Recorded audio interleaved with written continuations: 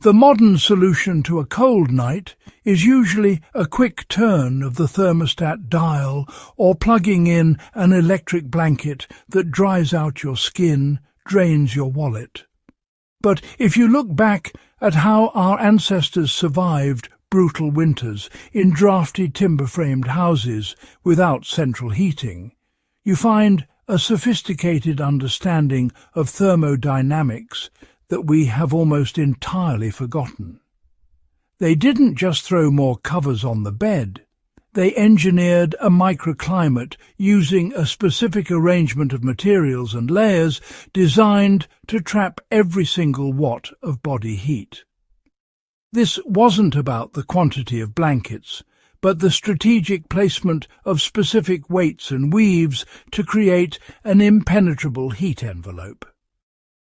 Before we dive into the mechanics of the sandwich method and the forgotten science of bed making, make sure you subscribe to Atten Recounts so you never miss these deep dives into the survival wisdom of the past.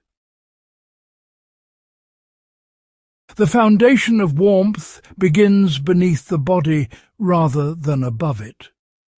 Most modern sleepers make the mistake of focusing entirely on what covers them, completely ignoring the fact that the mattress is a massive heat sink.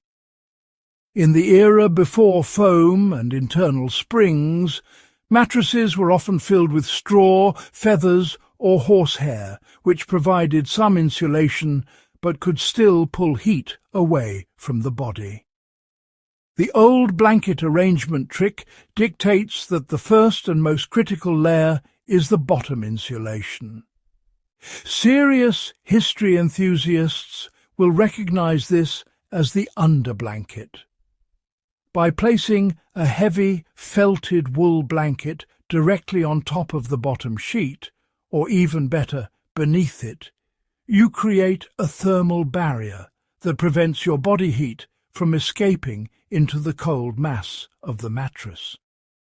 This is the secret to why older beds felt immediately warm when you climbed in, rather than requiring 20 minutes of shivering to take the chill off the fabric. Trapping the air becomes more important than the thickness of the fabric. The science of the arrangement relies on the principle of dead airspace. If you use one massive heavy duvet, you have one single layer of protection. However, the traditional method utilizes several thinner, distinct layers of different materials. You start with a tightly woven cotton or linen sheet to wick away moisture, because sweat is the enemy of warmth, and then you transition to the insulating core. This core usually consists of 2 wool blankets. The key trick here is not to pull them tight. By leaving the blanket slightly loose, you allow small pockets of air to sit between the layers. These air pockets are what actually do the insulating, acting much like the vacuum seal in a modern thermos.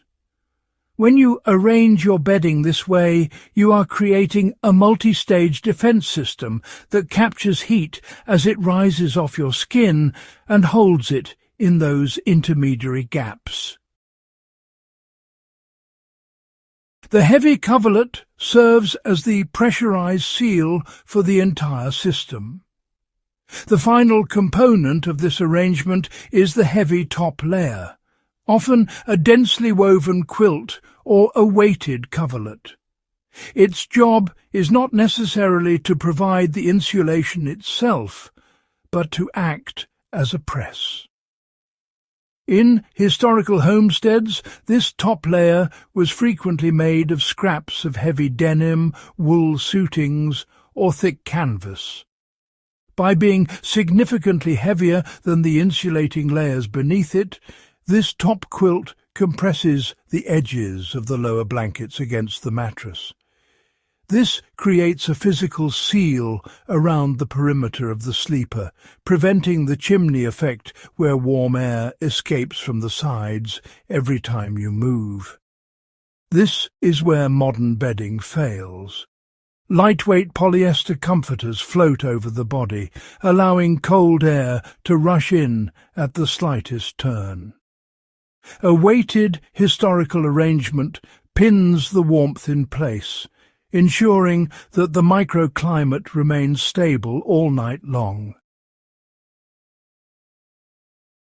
Practical application requires a specific sequence of layering and tucking.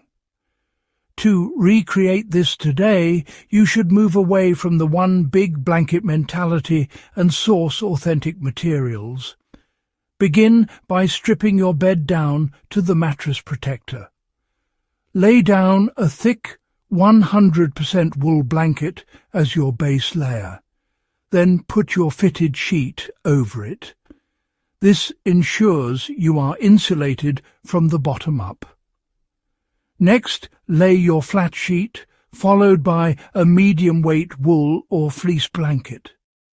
The crucial step is the hospital tuck at the foot of the bed, which must be executed with the flat sheet and the first insulating blanket together to lock your feet into a pocket of warmth. Finally, place your heaviest quilt or a weighted blanket on top, making sure it overshoots the sides of the bed by at least 6 inches. This overhang is what provides the weight necessary to seal the edges.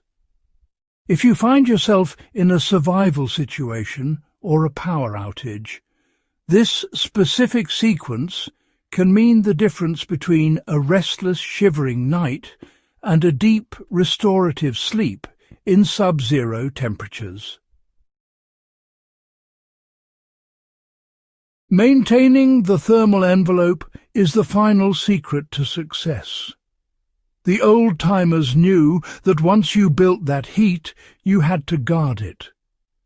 This is why the arrangement often included a muffler or a folded scarf across the top of the blankets where they meet the chin.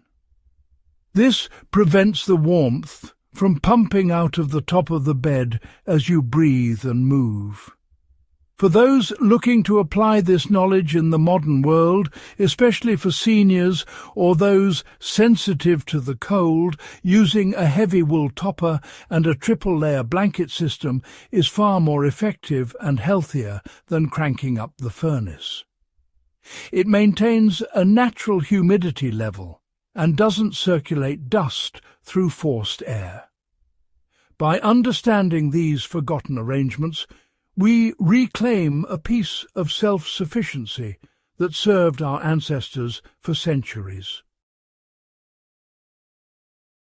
If you found this historical deep dive valuable, please share this video with someone who appreciates the practical wisdom of the past, and don't forget to subscribe for more insights into the lost arts of history.